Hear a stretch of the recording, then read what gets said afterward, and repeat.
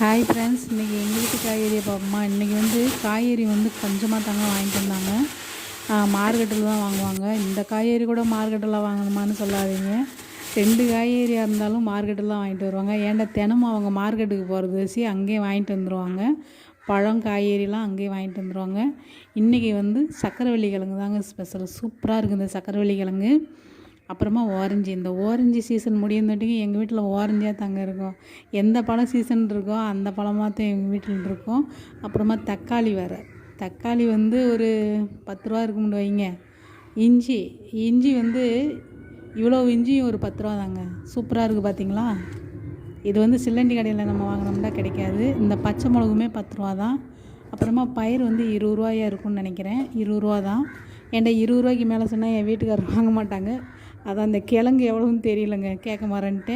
இன்னொரு வீடியோவில் பார்ப்போமா. பாய்.